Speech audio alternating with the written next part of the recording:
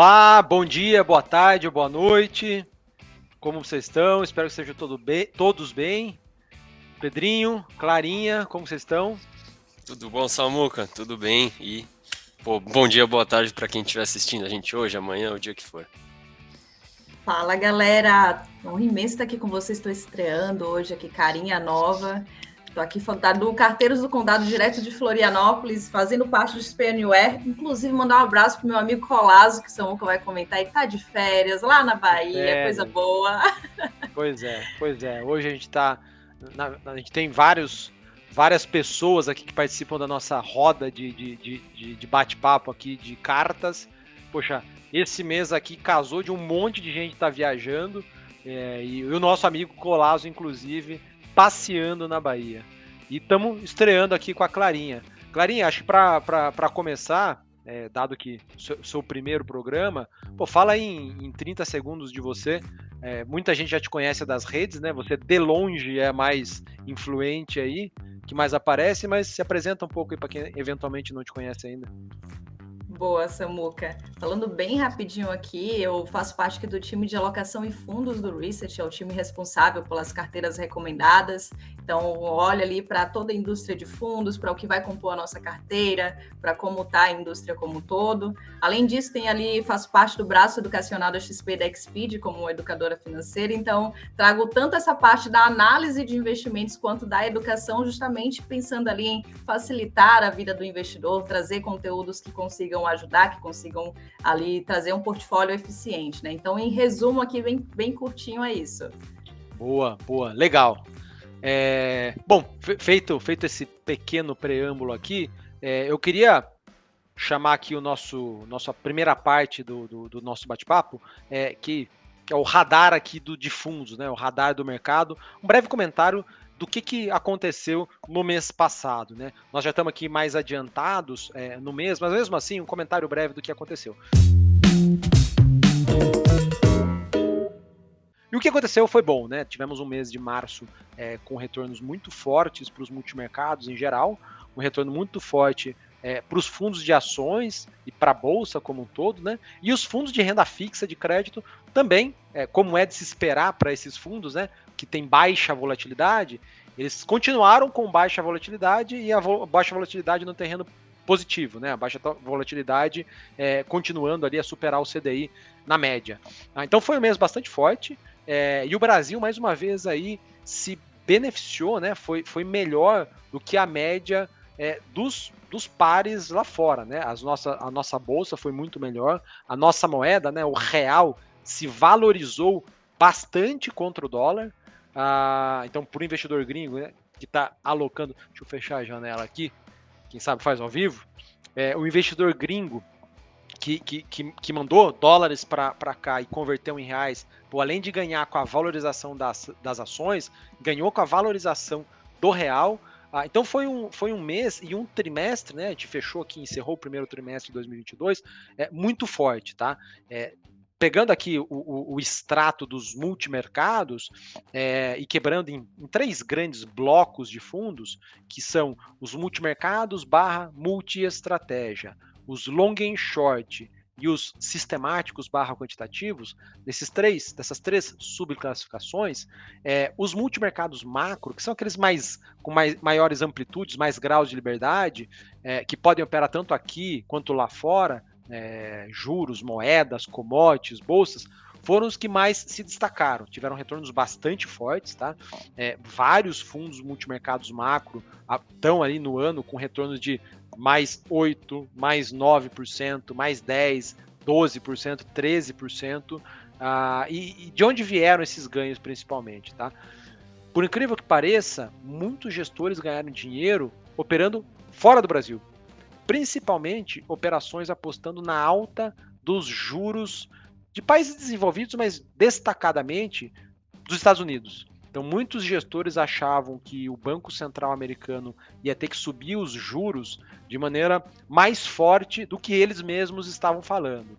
E talvez o brasileiro tenha um diferencial com isso mesmo, né? Por quê? O americano, que está operando o mercado ali, os mais jovens, né? Quando eu falo mais jovem, todo mundo que tem abaixo de 40 anos, nunca passou por um período de inflação alta.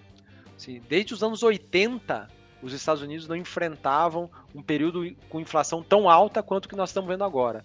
E talvez o mercado estava ali mais leniente. Agora os brasileiros são mais casca grossa, né? A gente, infelizmente, se nós estamos acostumados com inflação acima da meta, estourando o teto da meta de tempos e tempos, né? A cada 2, 3, 4 anos a gente vê a inflação saindo ali do controle e os gestores brasileiros se posicionaram, assim, uma parte não desprezível deles se posicionou para ganhar dinheiro caso o Banco Central americano, o Fed, tivesse que apertar os juros de maneira um pouco mais agressiva, tá? E isso está acontecendo, tá bom?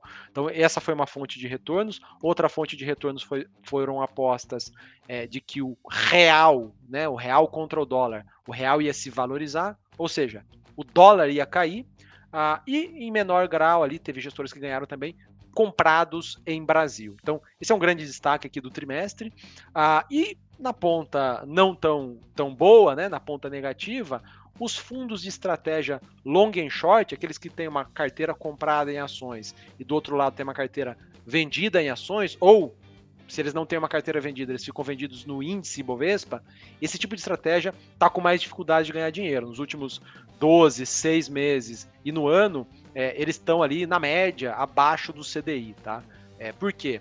A carteira comprada desses gestores, na média, subiu menos do que o índice. Então, se você tem uma cesta de ações compradas e na outra ponta você está vendido no índice Ibovespa e o índice subiu mais do que a sua cesta, o resultado disso te dá prejuízo ou você fica ali abaixo do CDI, tá? Então, isso é um resumão. Lá fora, para encerrar esse panorama de fundos, bolsas, quando a gente olha o índice global, né, o MSCI, a CWI, o All Countries, ele foi positivo no mês, mas ele foi muito puxado, foi muito distorcido por Estados Unidos, tá? As bolsas americanas subiram, mas né, a Europa caiu, a Ásia caiu, mercados emergentes, de uma maneira agregada, caíram. Então, no geral, as bolsas não foram tão bem no mês passado, tá? Estados Unidos foi legal, o resto não foi tão bem. Estamos no meio de uma guerra ainda lá na Ucrânia, a inflação alta está generalizada no mundo, no Brasil, nos Estados Unidos, na Europa, na Ásia, no mundo todo.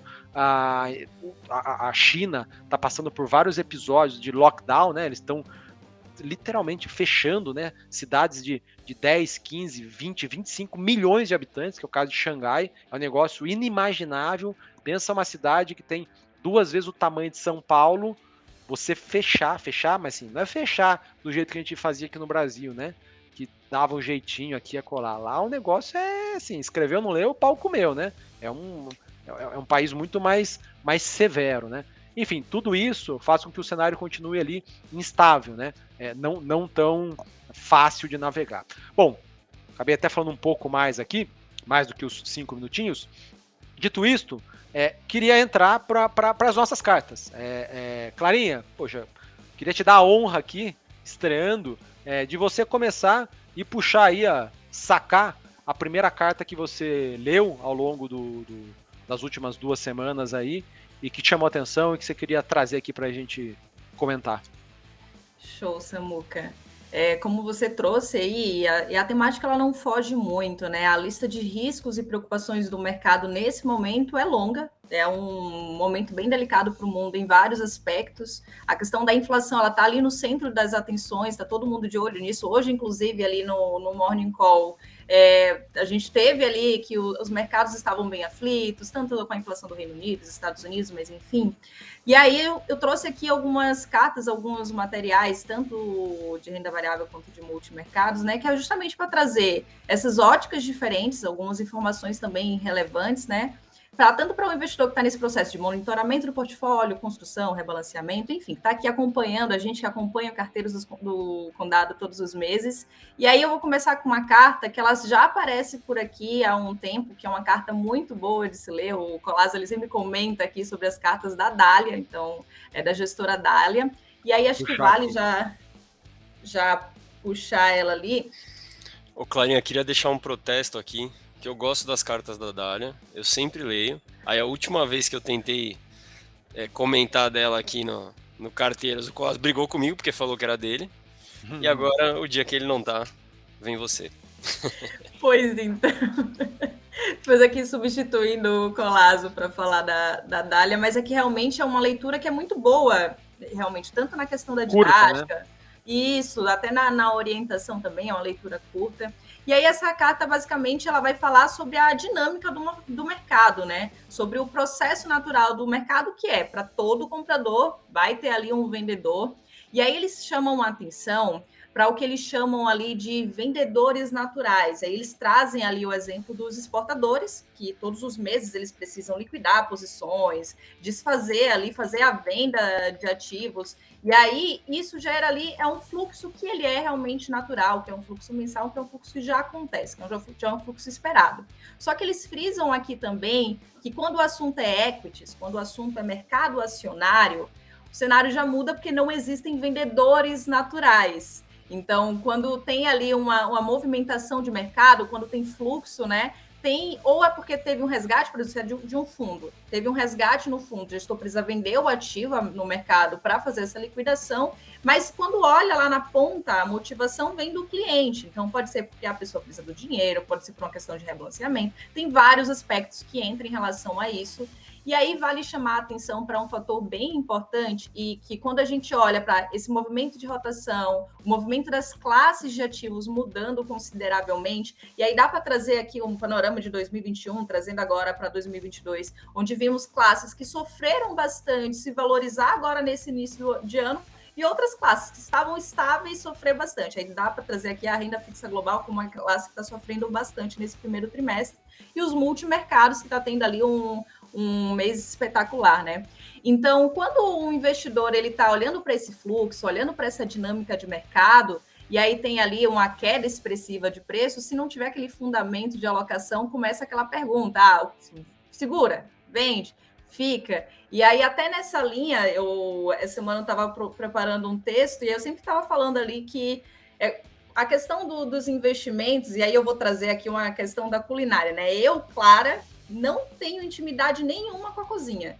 Então, se eu preciso de um bolo, se eu preciso de alguma coisa da cozinha, eu vou comprar. Então, essa falta de interesse, ou essa falta de tempo, essa falta de conhecimento, ela tem um custo. E aí, de volta que a carta, eles trazem ali o melhor mercado do mundo, né? Que é comentando sobre a Bolsa Brasileira, essa virada da Bolsa Brasileira, que estava sofrendo bastante no ano de 2021.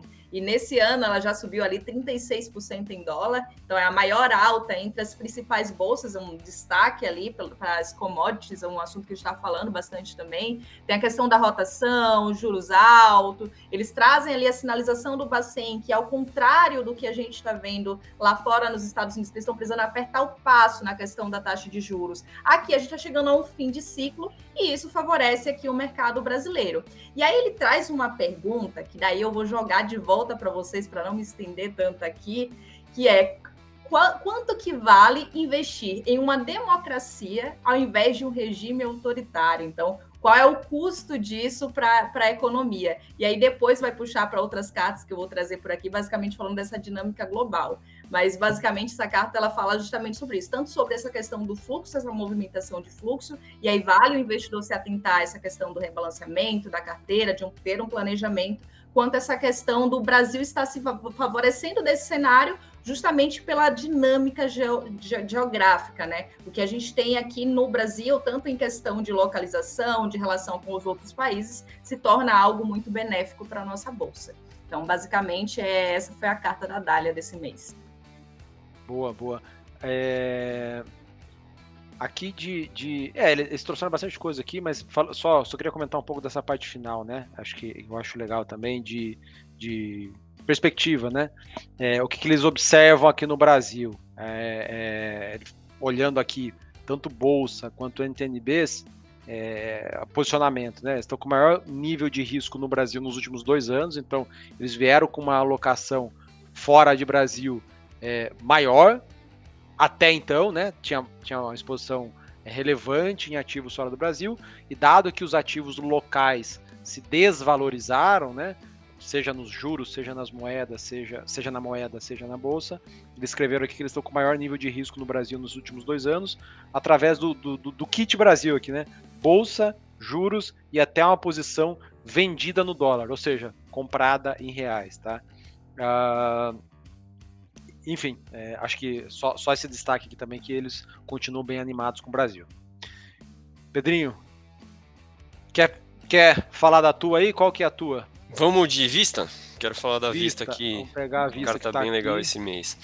A Vista, né, do economista o João Landau, que, puxa, no nosso último encontro foi uma conversa espetacular e o tema continua razoavelmente parecido, tá? Então é uma casa que tem um acompanhamento muito, muito minucioso de petróleo e, obviamente, em termos de retorno, está sorrindo à toa, né? O Vista Multi-Estratégia que subiu 13% no mês, no mês passado, né, de março, você não ouviu errado, é 13, como tá ali na tela, 13, e muito, muito disso pelas suas principais posições, né? Uma delas, e a maior, é justamente o petróleo, que está na cesta ali de commodities, que é o primeiro tema que eles vão falar, que eles vão falar aqui na carta, tá? Eles até comentam da atribuição ali, que eles basicamente, comprados em commodities, subiu bastante, comprados no real brasileiro contra o dólar e outras moedas, subiu bastante, e uma boa carteira de Bolsa Brasil, então ações que tiveram resultado positivo no Brasil. Sobre o petróleo, que já vem se valorizando muito, aí muita gente fala assim, puxa, mas o aumento de preço tem que continuar aumentando, né? Já está tão alto, será que ele vai continuar aumentando? E aí a carta da Vista fala um pouco do porquê que eles acham que sim, ainda tem espaço para aumentar. Então, primeiro motivo, normalmente essa época do ano existe uma coisa chamada estoques ou reservas de petróleo, que você usa para se você tiver um problema energético em algum momento, você usa essa reserva. E essa época do ano, normalmente essas reservas estão sendo recompostas. Você gastou ou não gastou, mas você está recompondo sua reserva. E o que aconteceu esse mês foi basicamente o contrário quando você olha para os Estados Unidos. Eles, muito por um desconforto do preço alto do petróleo, é o que se imagina, eles liberaram as suas reservas para aumentar a oferta de mercado, e aí a oferta e demanda é aquilo. A oferta aumentou, o preço cai. Aliado a isso, a demanda por petróleo tem surpreendido, porque a gente ainda não, o mundo como um todo ainda não está num ritmo pós ou pré-pandemia, melhor dizendo, né, que indicaria que a pandemia ainda gera efeitos, e mesmo assim a demanda por petróleo está surpreendendo para cima e ainda tem reabertura pela frente.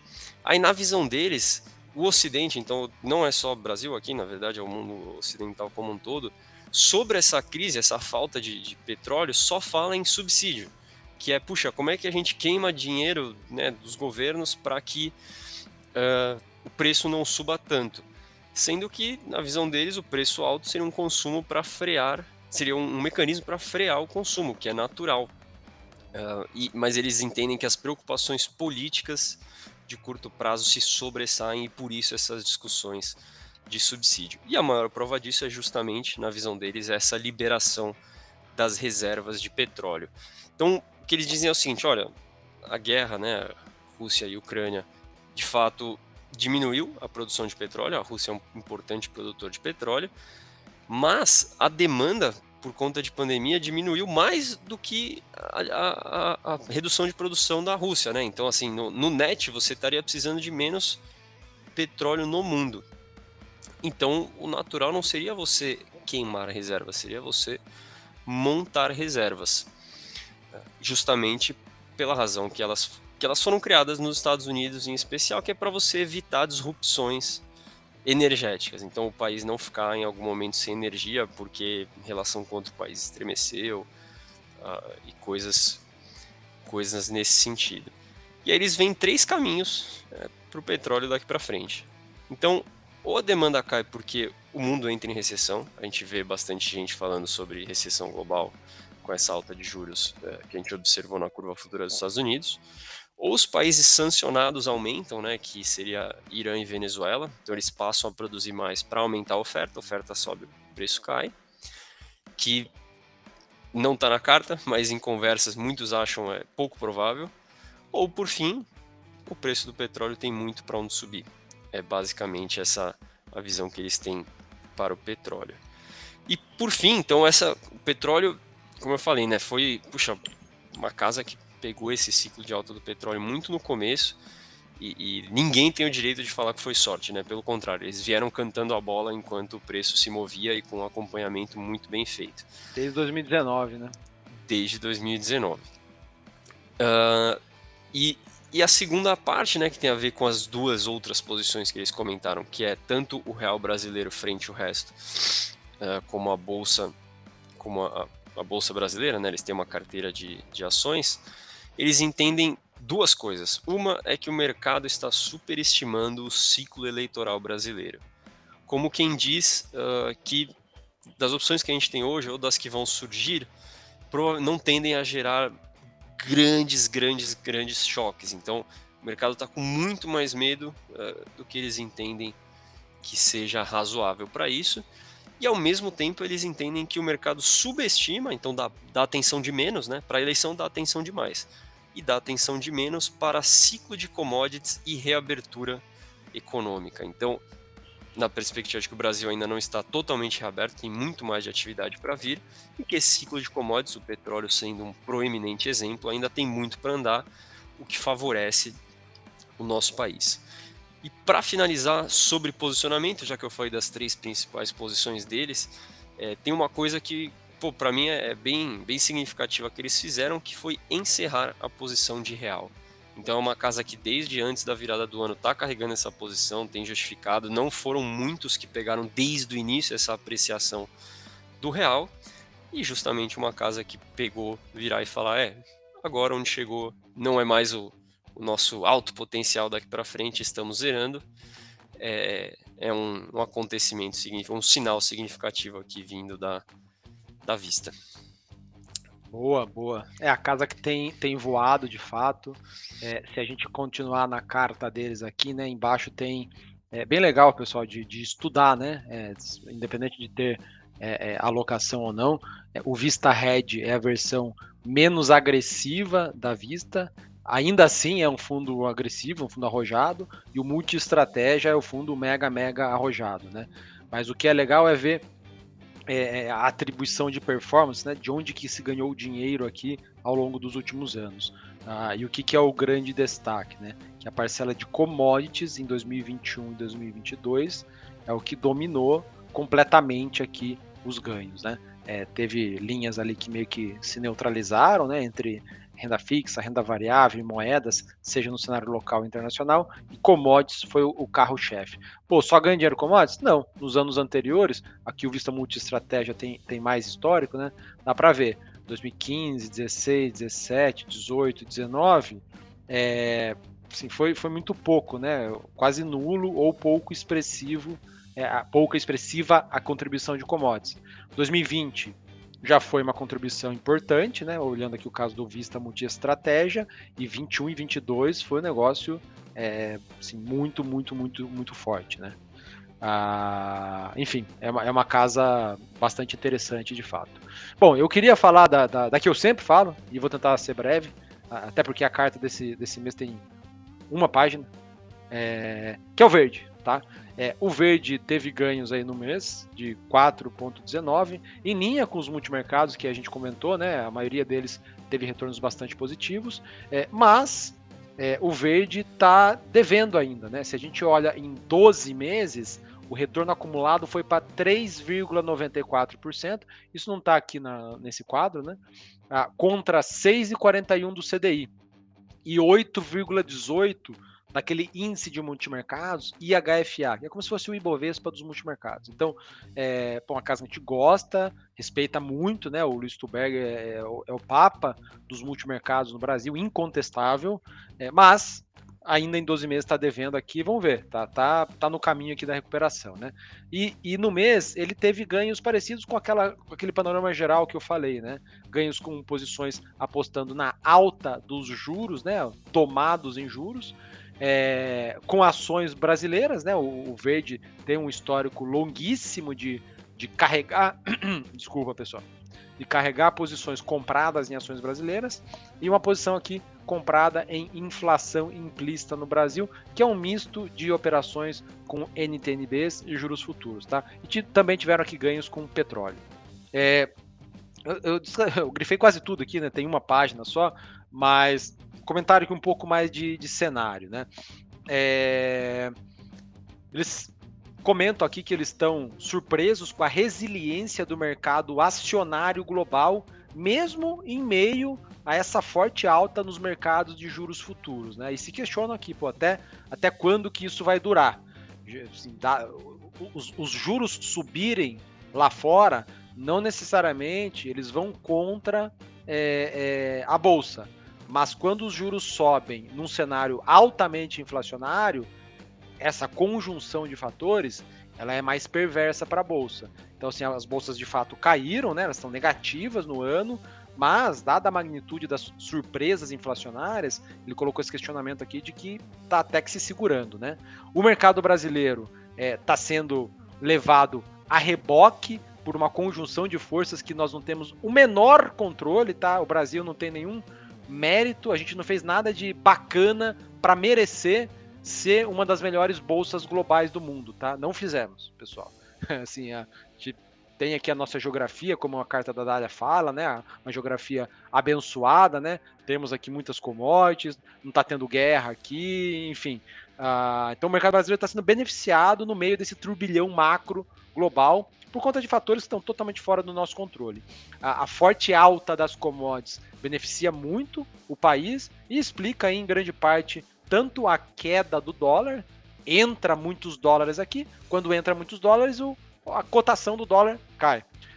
E a alta do Ibovespa também é explicada quase em sua totalidade pela alta de dinheiro estrangeiro. Tá? E de eleição, eu grifei aqui também, até contrariando algo que o próprio Stuhlberger tinha falado em entrevistas aí de alguns meses atrás. Ele coloca aqui, né? Não sei se foi ele especificamente que escreveu, mas é a carta da Verde. A relativa calmaria no noticiário local com relação à eleição deve ser apenas temporária, à medida que a fase aguda do ciclo eleitoral está quase aí. E a disputa dá sinais de que vai ser mais competitiva do que se imaginava há pouco tempo atrás, né? Há pouco tempo atrás a gente via aí algumas pesquisas mostrando o Lula com uma liderança franca, alguns aventando que ele poderia ganhar no primeiro turno já, mas pesquisas que foram soltas, né? Foram liberadas aí um pouco mais recentemente, mostram o Bolsonaro com alguma recuperação, mostrando que esse cenário de Lula no primeiro turno não parece ser o mais provável, sem falar que a tal da terceira via, que infelizmente hoje, né, a probabilidade parece ser quase nula, assim, não é zero, né, mas parece quase nula, quem sabe, né, ela pode existir.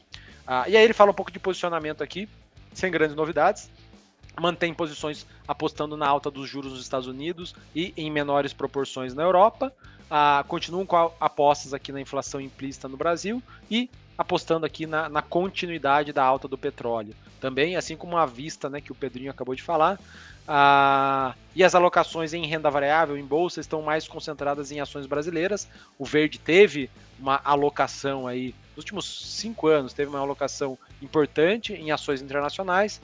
Pelo que eles escreveram aqui, eles estão mais concentrados em Brasil, né? E olhando aqui no ano, né, eles colocam esse gráfico de atribuição de performance, né, de onde que eles ganharam dinheiro. O grosso do dinheiro está nessa, ele chama de book, né, na estratégia de renda fixa. Aqui tem principalmente renda fixa internacional, né, que é o tal do Global Rates, que aparece nesse quadrozinho aqui. E o que chama atenção é que moedas, né, o livro de moedas aqui, essa estratégia de moedas, o Stuhlberger não pegou essa desvalorização do dólar, né? Dá para ver aqui que essa linha de dólar em 2022 é negativa, ou seja, entre ficar comprado, ficar vendido, ficar de lado ali, ficou no 0 a 0, tá? Então, esse foi o comentário do Verde. Clarinha, qual que é a segunda carta que você quer puxar aí? Bora para SPX. SPX, tá. Deixa eu ver se eu tenho. Pode iniciar aí? Eu vou carregá-la aqui. Eu não estava com ela aberta. Nessa carta da SPX é uma carta do Thiago Fernandes ali, que ela vai falar sobre os fundos multimercados macro da casa. E E aí, bem rápido aqui, a definição no início, o Samuca até comentou ali no início, os fundos multimercados do tipo macro são aqueles que têm mais flexibilidade. Então, eles podem operar de maneira mais ampla. Então, se o cenário muda muito rápido, eles podem ter essa flexibilidade, mudar também a alocação. Se tiver bem posicionado, pode capturar bem os movimentos de mercado. E nesse trimestre em especial, que foi muito bom para a classe, em especial para o fundo da SPX, o Unimitz, ele rendeu nesse mês agora de março 7,34%. Então, ele está no top ali, no top 5 dos fundos que a gente acompanha aqui internamente. No ano ele rendeu 13,15% e em 12 meses 17,71%. Então, uma excelente rentabilidade. No final a gente vai comentar um pouquinho sobre isso, sobre a estratégia da casa e tudo mais. Mas falando bem rapidamente da carta, eles vão falar sobre desglobalização. Então, no início eles comentam, né, sobre a questão da Primeira Guerra, que foi um vetor ali para uma onda de desglobalização no mundo. Daí eu vou roubar a tela do Samuca bem rapidinho. Estão vendo aí? Agora estamos. Show. Então, eles comentam que a Primeira Guerra Mundial ela foi esse vetor da primeira onda de desglobalização do mundo, e eles também reforçam, né, o que o mundo levou muito tempo para voltar ali a se globalizar novamente. E aí eles levantam um questionamento, que é um questionamento que tem sido bem levantado, sobre a questão do conflito geopolítico, a estrutura do mundo, que é se estamos vivendo hoje uma situação similar à desglobalização que ocorreu lá no início do século XX. Então, eles comentam sobre as mudanças acerca da estrutura da economia global como um todo, e aí eles colocam esse desligamento da Rússia da economia global como um destaque histórico.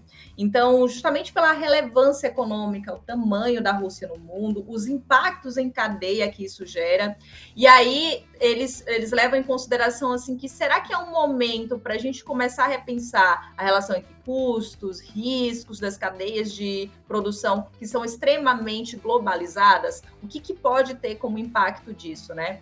E aí eles botam aqui o que a gente tem de cenário, né? Se a gente tá no mundo ocidental ali tentando voltar para uma realidade pós-Covid, tentando ali passar por um período de recuperação, muito de olho ali na questão do PMI, que tem uma demanda boa relacionada à reabertura econômica.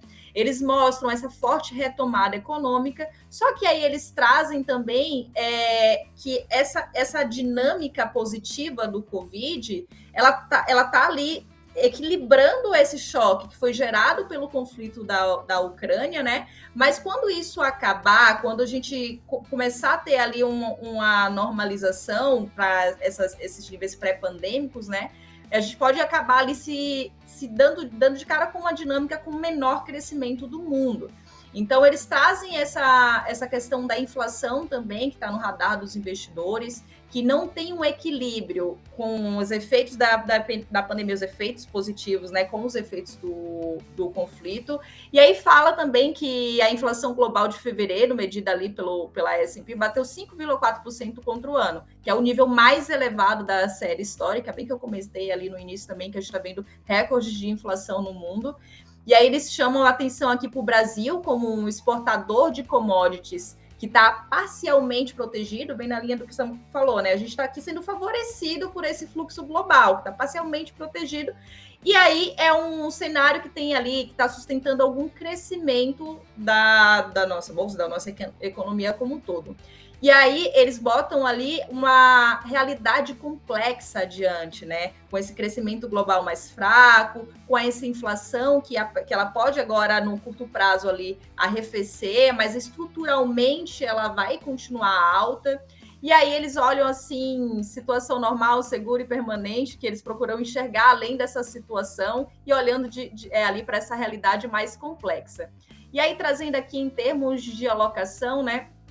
Eles olham ali, que aí eu já vou comentar rapidamente quais foram as maiores atribuições de performance, mas no âmbito dos juros, eles olham que na parte internacional, eles acreditam na dinâmica, na persistência dessa dinâmica inflacionária, em relação também à alta taxa, às taxas de juros maiores para o período, e aqui no Brasil, eles olham que estão aplicados em juros reais na parte intermediária da curva. Relacionada a moedas ali, eles estão com alocações compradas no dólar americano contra uma cesta de moedas, e aí eles trazem aqui também um pouco da alocação em ações, commodities, e aí vale trazer aqui, gente, uma questão muito importante, que é o tamanho da área da SPX em relação ali a operações em commodities, que é uma área que tem ali 4 gestores, 7 analistas, então eles estão sempre olhando para essa tese de investimentos, e aí eles botam aqui que seguem com alocações compradas em metais industriais, preciosos, energia, crédito de carbono, e aí encerraram as posições compradas em grãos.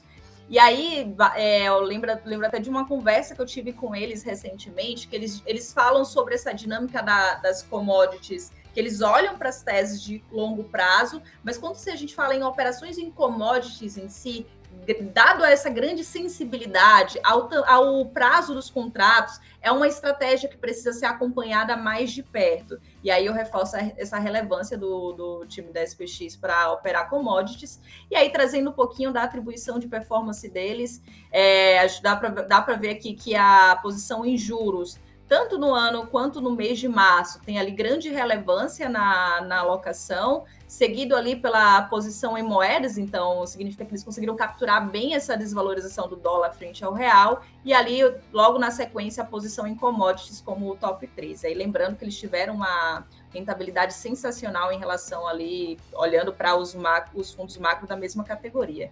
Então, basicamente, seria essa aqui da SPX, pessoal. A SPX, de fato, surpreendendo, né? Uma casa com um tamanho bastante relevante. A gente teve um dos episódios do Outliers, foi com o Rogério Xavier. Isso tem foi em 2020 já vai dar 2 anos quase. E uma das provocações foi justamente, na época, né? A casa já era grande pra caramba. Foi, pô, Rogério, e tamanho, né? Você acha que isso influencia, não influencia? E ele falava, poxa, se nós fôssemos comparar a SPX contra outros fundos multimercados que só operam no Brasil, de fato, a gente seria muito parrudo, né? Muito lento.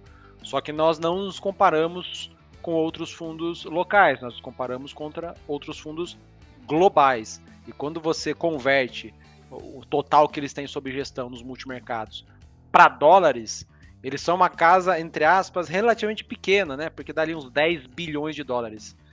É um colosso de dinheiro para nós brazucas, né? Mas lá fora, pega a Bridgewater, por exemplo, do Ray Dalio, eles têm 150, 140 bilhões de dólares, que é o maior multimercado do mundo, em tese. Então, tá aí, né? Mostrando, ele conseguindo extrair retornos muito fortes, mesmo com todo o tamanho que eles possuem.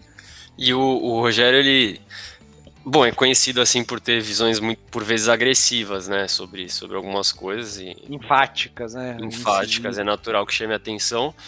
E ele foi, assim, até também num evento que a gente teve com ele, foi uma das pessoas que, no momento em que pouca gente estava falando isso, falou, Estados Unidos vai subir juros como vocês nem se lembram que era possível, né? Então ele inclusive a curva já está chegando nos 3 ali, né, 3% ao ano de juros futuro, que é muito para os Estados Unidos, tá? A gente sabe que para o Brasil a mínima é 2, mas lá no passado recente, assim, o máximo é 0,75, é muito, muito baixo.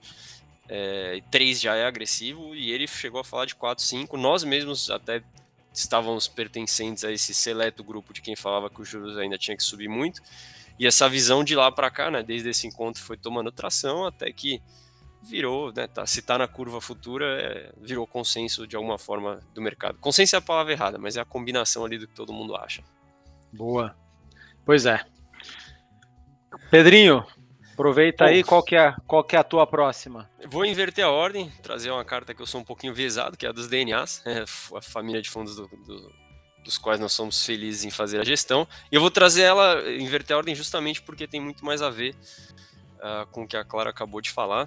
E até pegando uma coisa super importante que ela falou no começo, e que eu pretendia já falar, que é o fato dos multimercados serem muito, muito ágeis, né? Então é a classe de fundos que se mexe de forma rápida, é a classe de fundos que fala muito a língua do curto prazo, e a gente precisa deles na nossa carteira justamente para isso. Mas nós, na família DNA, fazemos alocação. Inclusive eu vim caracterizado com a camisa aqui dos DNAs. Nós fazemos alocação que que são temas mais longos, né? Por isso raramente você vai ver a gente falando na carta sobre muito curto prazo, porque não é o que a gente sabe fazer, né? A alocação, ela é feita de mais longo prazo, mas coincidentemente a gente vai falar do mesmo tema do Xavier. Se puder ir ali mais ou menos para a terceira página, por favor, a gente vai falar nessa carta sobre o fenômeno da desglobalização, que é um pouco do que ele comentou lá, mas com um olhar mais de longo prazo, tá? Então, primeiro, como é que isso começou, né? É bem difícil, eu não sei se vocês sabem disso. A gente só adotou um tema, um jeito mais jocoso de falar, né? A globalização em marcha ré, né? Então a gente andou para frente até certo ponto e aos nossos olhos estamos andando para trás. E é difícil dizer quando isso começou. E para quem não sabe, o Dex é um aficionado em história, então assim, às vezes você tá falando com ele da notícia do fim de semana, ele fala, não, porque no Império Romano, e você, meu Deus, cara, como é que você lembra essas coisas, né? E ele gosta muito, então eu sei que ele escreveu com muito carinho essa carta, foi ele que escreveu. Talvez o início seja quando o Trump foi eleito, ele começou com aquela política de, puxa, América em primeiro lugar, né, o do inglês America First. Talvez quando a China começou a fazer aquelas práticas concorrenciais conturbadas, né, relacionadas à propriedade intelectual, isso começou a afastar ela do resto do mundo, e a China foi um player muito importante na globalização em termos econômicos. Globalização tem aspectos culturais, industriais, uma série de aspectos, mas uma parte grande do impacto econômico foi o fato de que, num dado momento, ficou muito barato produzir na China e todo mundo começou a passar pedaços ou toda a sua produção para a China. O fato é que a globalização em termos econômicos tornou o mundo um lugar melhor. A desigualdade mundo afora diminuiu, via de regra por causa disso, principalmente nos países subdesenvolvidos, mas nos desenvolvidos a desigualdade aumentou. Só que a desigualdade nos desenvolvidos aumentou mais para cima do que para baixo. Isso quer dizer que não é tanto um empobrecimento generalizado da população, mas a aparição de ricos muito ricos. Então, a partir do momento que seu mercado é o mundo, você consegue produzir da forma mais barata usando o mundo todo, seu celeiro aumenta, essas grandes corporações, que muitas são baseadas nos Estados Unidos, geraram ricos muito, muito ricos. E a gente trouxe naquele gráfico à direita uma forma, na nossa visão, muito legal de medir. Então, globalização, como eu falei, você pode olhar pelo aspecto cultural, econômico, uma série de coisas, e é difícil você medir, né? Quando começou, em que nível está, quanto foi. E a gente achou uma forma bem representativa aqui de mostrar o que é globalização em termos econômicos, que é pelo comércio mundial em termos do PIB mundial. Então, PIB mundial é o que todo mundo produz. Se você tiver dois países só, os dois produzem o que você quiser pensar, vamos pensar em carro, os dois produzem. Aí ele produz lá na fábrica e vende para os habitantes daquele país mesmo, e o outro faz a mesma coisa. E eles não têm troca nenhuma, esse indicador seria 0. E agora, se você tiver um país produzindo carro e ele vende tudo para o outro, esse indicador seria 100%. Então é quanto do que é produzido troca de país, né? É vendido ou, enfim, de alguma forma negociado de um país para outro. E a gente saiu em 40 anos de 25%, um quarto do PIB mundial trocava de mãos internacionalmente, para 60%. Assim, o mundo se aproximou em termos econômicos, né? Você começou a ver empresas que são exportadoras, elas literalmente vendem mais para fora do que para dentro. E por esse indicador, ali nos anos 2000 para 2010, a gente começa a ver uma reversão / estagnação desse fenômeno. E aqui na carta a gente elencou 3 principais causas, com a quarta, que é um asterisco, que é mais recente. A primeira é a crise de 2008, né? Para quem não lembra, uma crise bem dura que veio do sistema financeiro bancário americano. E o que aconteceu é que choque nos bancos, problema sério, fez com que esses bancos tivessem que se fechar um pouquinho para o resto do mundo, que é literalmente diminuir esse comércio, essa troca internacional. Depois o Trump, que é o que a gente chama de guerra comercial, né, que o Trump passou a estabelecer dos Estados Unidos com a China, ele, muito por causa dessas práticas vistas como desleais da China, de relacionadas à propriedade intelectual, ele começou a impor sanções. Então agora tudo que for comprado da China, já que é tão mais barato, tem que pagar tarifa, de forma que os outros bens acabam ficando relativamente mais atrativos. E, por fim, um capítulo recente, a pandemia. O que aconteceu na pandemia é que os países eles estavam em momentos diferentes, né? Então, de repente, fala, não, o Brasil está na primeira onda, a Europa está indo para a segunda, agora parece que resolveu na Europa, o Brasil está ruim, e fica esse descompasso aconteceu entre países do mundo todo. E aí, de repente, você se vê numa situação de, puxa, não pode atravessar caminhão, então aquilo que você comprava do seu país vizinho não chega mais, não pode atracar navio, então a mercadoria já não flui tão bem. E isso, né, de forma direta e prática, reverteu um pouquinho desse fenômeno da globalização. Você queria vender, mas não tem como mandar.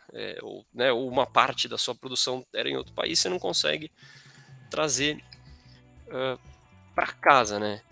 Então, o último capítulo, que é o quarto estrelinha, que a gente não sabe qual vai ser o papel dele, é a guerra da Rússia e da Ucrânia. Então a gente não sabe os efeitos, a extensão econômica dela, né? Cada dia que passa adiciona, na verdade, incerteza.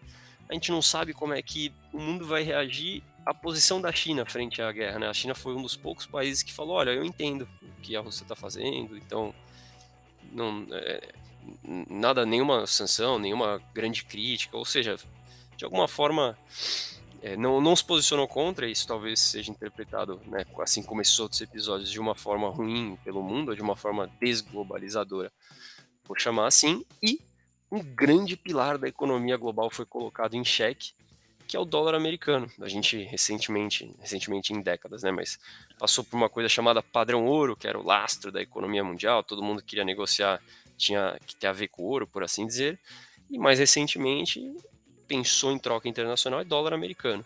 Só que durante essa guerra da Rússia e da Ucrânia, num dado momento, como os Estados Unidos têm controle sobre os dólares americanos, tudo que a Rússia tinha de reserva dolarizada foi congelado, não pode mexer.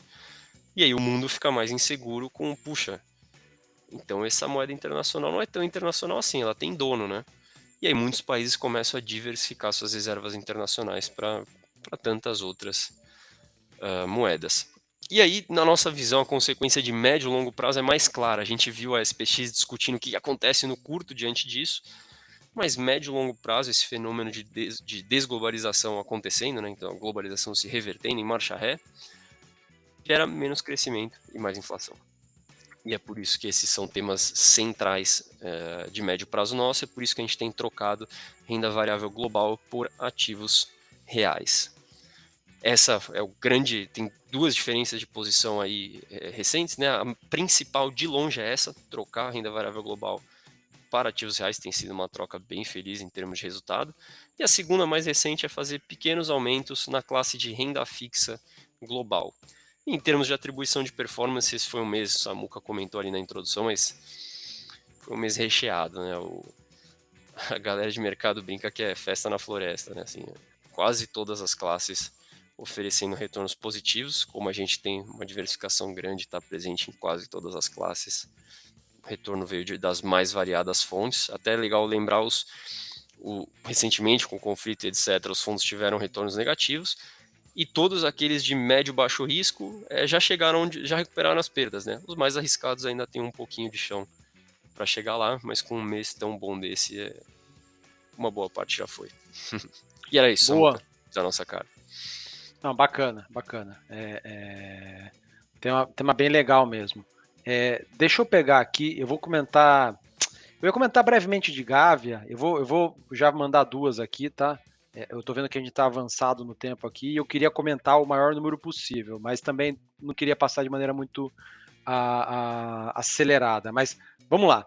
Gávea, eu vou fazer um micro resumo deles aqui, né? A Gávea é uma casa super importante, ela faz parte também da nossa seleção de fundos aqui, né? Dentro da carteira do Selection Multimercado Plus, tá dentro da nossa seleção de fundos previdenciários e, por consequência, faz parte também dos fundos DNA.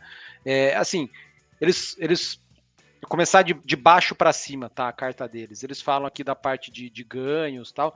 Foi muito parecido com os demais gestores. Tá? Eles ganharam com posições apostando na alta dos juros americanos, ganharam com posições compradas em bolsa no Brasil.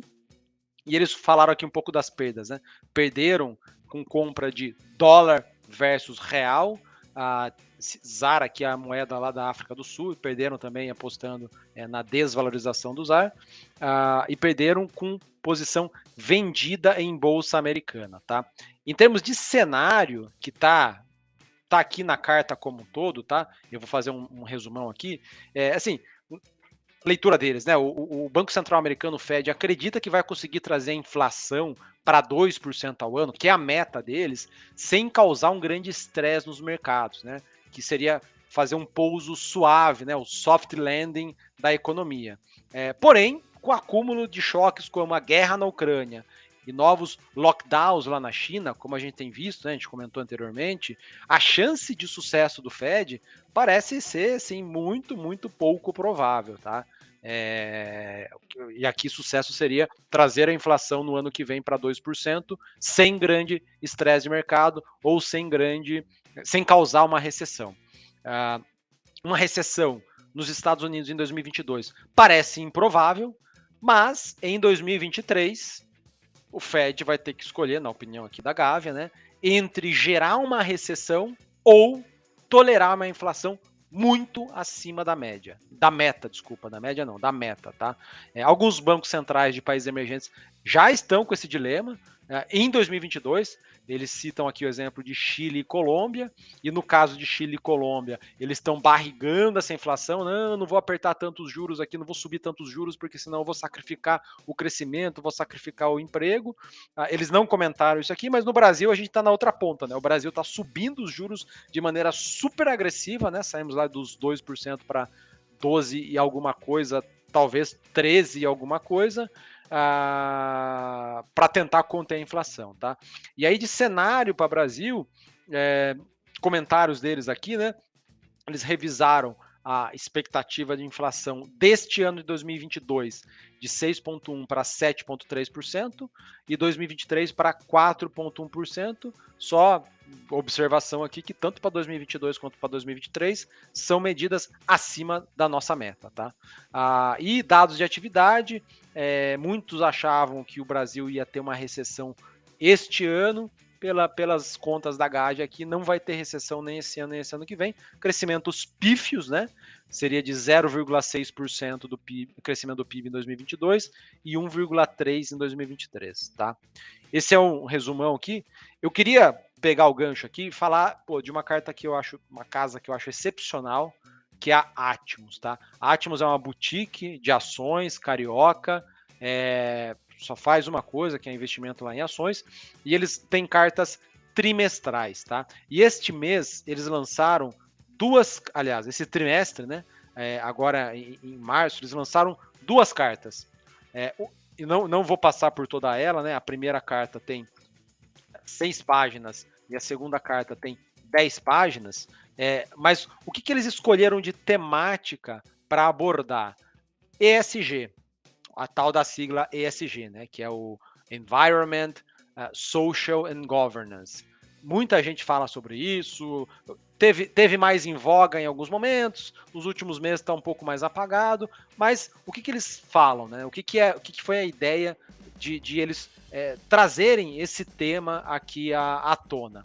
Eles não possuem nenhum fundo de ações com carimbo ESG, e eles nem colocam filtros específicos no universo de ações para não investir em determinados setores, para não investir em determinadas empresas. Mas mesmo assim, eles estudam bastante esse tema e acham que ele é super relevante, né? O E de meio ambiente, o S de social e o governança, né, o G, eles acham que é super relevante, mas eles enxergam essa temática do jeito deles, né?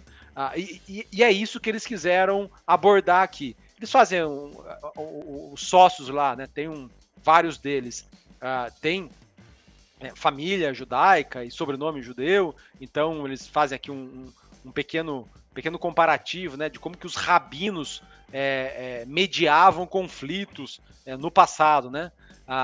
fazem aqui uma pequena analogia que eu acho legal. E a ideia deles é falar assim, basicamente, que ESG é um tema super complexo,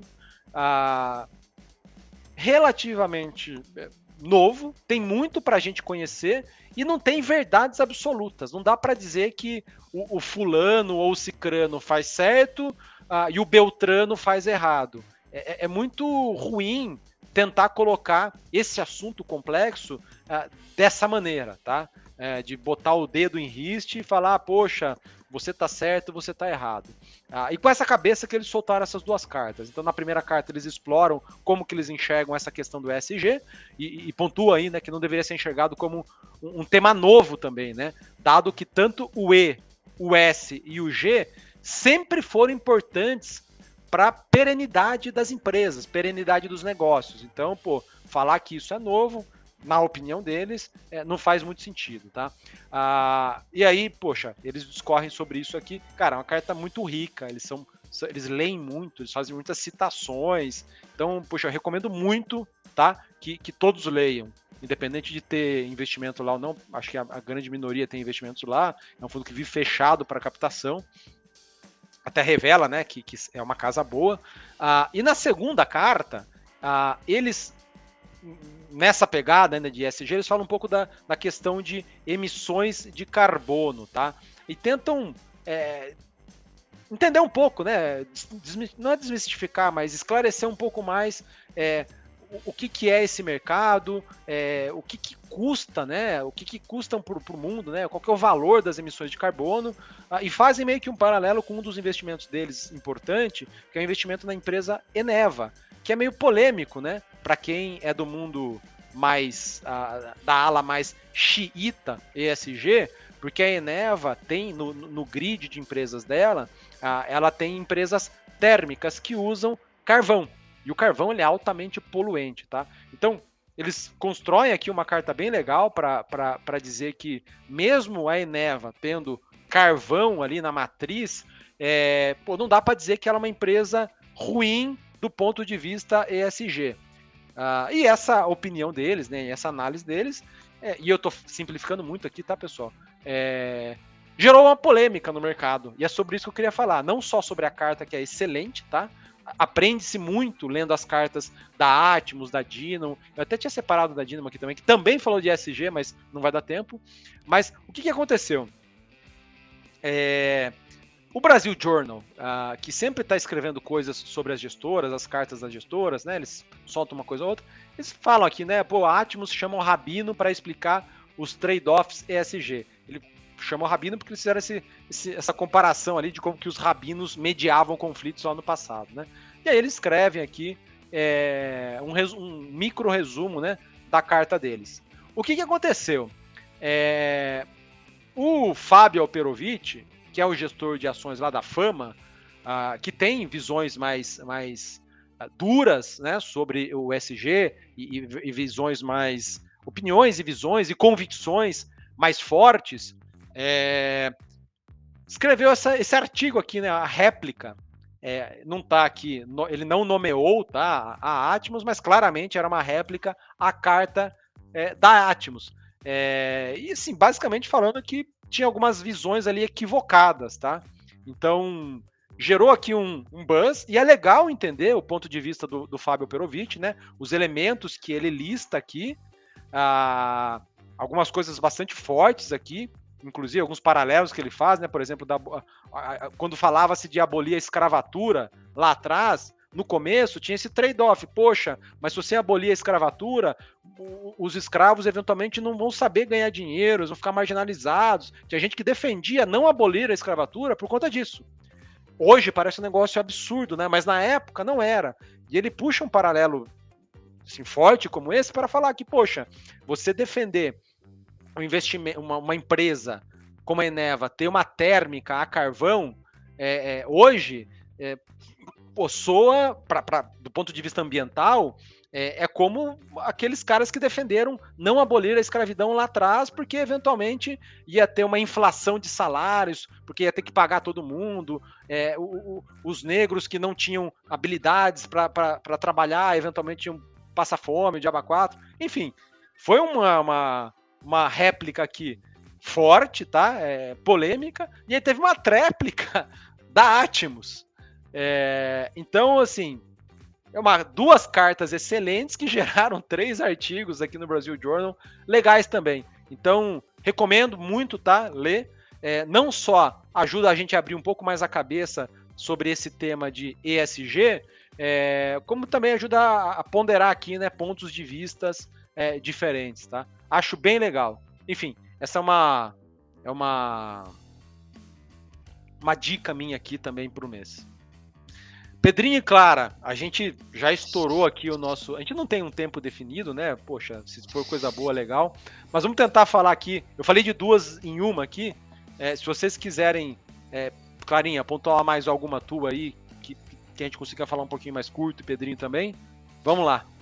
Clarinha, se quiser mandar a minha terceira, sinceramente, o assunto já tá contido aqui nas demais.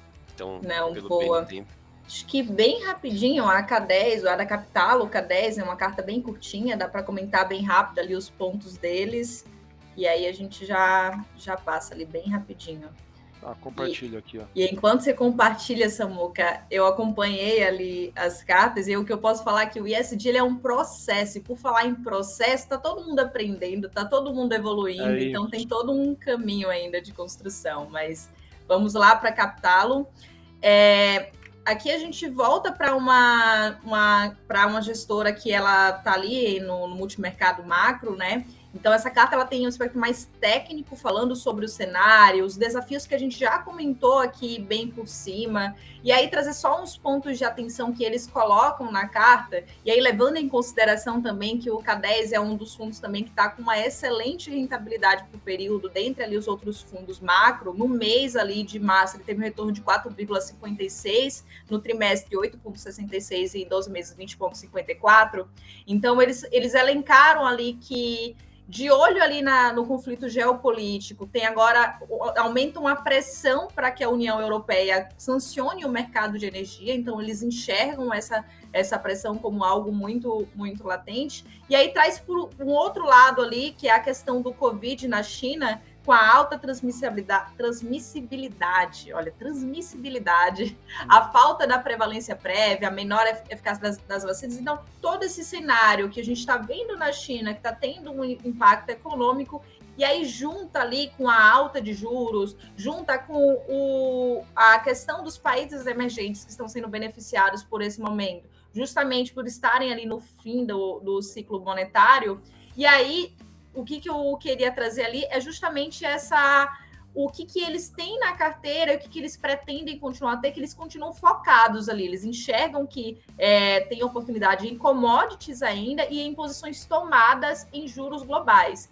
E aí dentro do posicionamento ali, eles seguem vendidos em peso colombiano, a moeda sul-africana, no euro contra o dólar, e aí em posições compradas, o peso mexicano, que a gente está vendo com bastante frequência dentro ali das cartas dos gestores, eles trazem ali posições compradas na moeda israelense, na coroa norueguesa e tudo contra o dólar, né?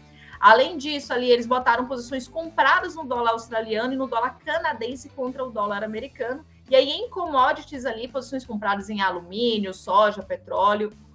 E aí, trazendo bem rápido ali a questão da atribuição da performance, né?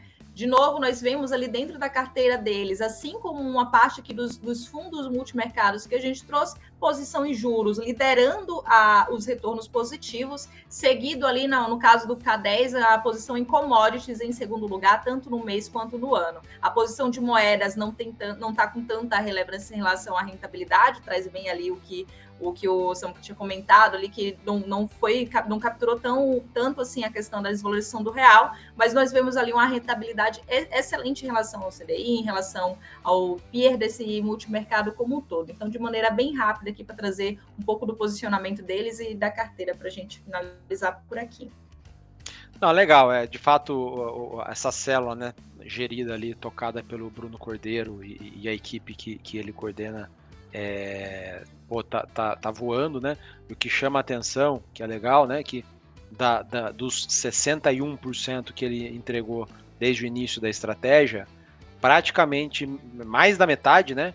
Veio de explorar commodities, né? E não é que ele ganhou só com petróleo, só com ouro, só com trigo, assim, ele tem um universo ali entre 15 e 20 commodities que eles cobrem, que eles analisam, e o que ele fala é que, poxa, todo ano, todo ano, tem ali 2 ou 3 commodities que dão um estirão de preço, que acontece uma variação de preço muito relevante. Então o que eles fazem eles ficam posicionados, eles nunca sabem a priori, né, com muita antecedência qual vai ser, eles ficam posicionados, olhando, estudando, para conseguir pegar essas uma ou duas commodities que vão subir bastante, e tem conseguido fazer isso com muito sucesso, né? Mas é uma casa bem legal também. Bom, dito isto, poxa, queria ir para a nossa parte final aqui, para o nosso momento cultural. Momento dica cultural. Boa, agora tem até uma vinheta aqui. Muito bom. Bom, Clarinha, você é nova, você começa aí. Dá uma dica pra gente aí de série, livro, vídeo no YouTube, mangá, jogo. Serve trilha? Não, brincadeira. Vou começar aqui pelo... Quem não acompanha a Clarinha no Instagram, pelo amor de Deus, hein? Meio do mato, trilha, é até difícil de ver às vezes, é muito gostoso. Exatamente, eu sempre falo que o meu hobby ele foge um pouquinho assim do tradicional, mas também é muito bom fazer trilhas, estar em contato com a natureza, ir para o mato, como eu falo, mas a dica aqui é de uma série, gente, e uma série que ela vai falar sobre confiança, ela vai falar também sobre investimentos, então é uma série, a série da Netflix, que é a Não Confie em Ninguém, a caça ao rei das criptomoedas. Então, resumão bem rápido para não dizer aqui o que vai acontecer na série. E para quem já conhece a história, já vai entender, uma série, é um documentário, né? Uma série documentário, é um filme documentário, desculpa. E basicamente vai falar sobre um criador de uma corretora de criptomoedas. Ele chegou a um patamar ali, né? Como o recurso chegou a um patamar e desapareceu. E depois ele morreu, teve uma morte súbita ali aos 30 anos. O restante vai lá conferir, fala sobre a questão da confiança, fala sobre a questão da construção de confiança dentro do mercado financeiro e chama atenção ali para alguns cuidados que a gente precisa ter com o nosso dinheiro, com a nossa alocação e onde a gente vai disponibilizar. Então essa que é a dica cultural para hoje por aqui. Boa. Pedrão? Bora. Cara, agora que eu pensei, enquanto a Clara estava falando, que talvez a minha dica seja repetida de algum programa. Mas vai lá. Eu ia falar a Carta dos DNAs por último, porque ela justamente tinha muita ligação com um livro e um vídeo do Rei Dalio, que é a mudança da ordem global. Assistam, se for o caso do vídeo, são 40 minutos. O livro eu demorei um pouquinho mais do que isso, mas os dois são muito bons. A gente falou no mês passado. Fala um pouco da mudança da ordem global, de talvez, né, o que eu falei sobre o dólar perder a proeminência, os Estados Unidos perder a ponta, e eu e o Dex, aquele aficionado em história que eu comentei para vocês, discutimos muito sobre o assunto, e a gente tem algumas visões, inclusive, diferentes. Então esse aqui, né? Na Mas lata tem o vídeo, eu não comecei a ler ainda, eu ganhei de um amigo, meu amigo Caio, ganhei num bolão, eu acertei o dia que o filho dele ia nascer. Mas tem um vídeo resumido, de fato, muito legal no YouTube. Que é nota 1000. E aí a gente até... Assim, é muito difícil você discutir algumas das premissas lá, né? É um raciocínio muito, muito, muito sólido. Mas a gente vê as consequências com outros olhos. Então, discordando mesmo um pouco do que ele fala. Então eu convido vocês a assistirem e virem contar pra gente se vocês acham que o caminho é aquele mesmo. E pode chamar eu, Clarinha, Samuca e Dex no Instagram. E aí eu conto a nossa visão e por que ela é diferente. Legal, boa. Bom, para encerrar aqui do meu lado, poxa, duas séries que eu descobri tem uns 10 dias. Eu não consegui ver ainda completas, mas poxa, bem legal. Eu comecei paralelamente as duas, o que faz demorar ainda mais para terminar. A primeira delas é essa We Crashed, que fala da história do WeWork. O WeWork, acho que quase todo mundo deve saber, né? Aquela empresa esqueci o termo. Coworking. É que não tem em português, né? Mas é o co-work. Que é a tradução para português? Não tem, né? Co-escritório. Co-trabalho. Escritório compartilhado, pode escritório compartilhado, perfeito. Aquela empresa de escritório compartilhado que, pô, cresceu assim, muito, chegou a ter um valuation de 47 bilhões de dólares no high, eu acho que esse é o valor, e esse valuation de 47 bi foi para 7 bi, depois que acabaram descobrindo um monte de trapalhada do CEO da empresa. Teve grandíssimos investidores de private equity na empresa, então tem esse seriado que é bem legal, tá? O que é a porcaria, tá? Que essas coisas te obrigam a ir assinando novas coisas. O que é o bom? Poxa, tá aqui, né, na minha tela. 7 dias de graça. Para quem não assina o Apple TV, né, eventualmente, se conseguir assistir em uma semana, dá para assistir de graça, não paga nada, né? Mas poxa, sei lá, $5 por mês, no limite você aluga por um mês e depois cancela. Se a gente for lembrar, antigamente a gente alugava DVD, né, fita. A Clara e o Pedrinho não vão lembrar disso. Ô, louco. A Clara talvez. Bastante. Eu lembro, tá? Eu vivi esse momento. Pô, era legal pra caramba. Mas enfim, esse seriado é bem legal. Cara, e tem outro que é bem legal também, que fala da história do Uber, tá? Que é o Super Pumped. Eu nem sabia que tinha esse negócio aqui. É outro canal, outro site aqui, é o Showtime, que eu acho que é um canal de TV lá fora, mas que aparentemente os caras entraram no ramo de séries também.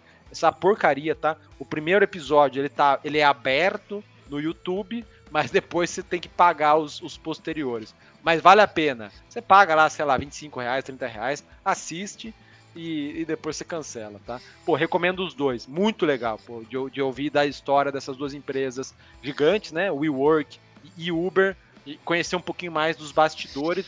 E assim, tem muito romanceado, né? Tem muito sensacionalismo aqui, obviamente, né? Para chamar audiência, mas em grande parte tem a ver com a realidade. E é legal entender, principalmente o Uber, né? O Uber está muito mais presente na vida da maioria das pessoas aí das grandes capitais. Legal entender, né? Um pouco mais da história. Achei a história do Waze seria legal pra caramba. História do Instagram seria legal. Essas coisas eu acho bem bacanas. Enfim. É isso. Foi? Falado? Foi? Boa. Foi. Recado dado? Boa. Bom, então, pessoal, obrigado aí a todos pela audiência. Obrigado por mais um Carteiros. Passamos aqui uns 10, 12 minutinhos do 1 hora, mas acho que para falar de coisa boa não precisa ser rígido, né? Clarinha, obrigado pela participação aqui, ilustre. Estreia. Não, eu que agradeço. Muitas, né? Tô aqui com o meu certificado de experiência ali como carteira. Espero que vocês tenham gostado. Super aberta ali para voltar mais vezes, me convidando, inclusive. Valeu, pessoal. Prazer imenso estar aqui. Faz parte. E Pedrinho, obrigado por mais uma participação aí, cara. Valeu, Samuca, eu que agradeço. Sempre um prazer. Pessoal, brigadão. Poxa, mandem comentários aqui, sugestões, críticas construtivas, né? Crítica destrutiva, pô, manda só lá no Instagram do Pedrinho. Mandem sugestões aqui pra gente, pô, que a gente conseguir fazer para melhorar, todo interesse nosso. E vemos vocês no mês que vem. Até mais!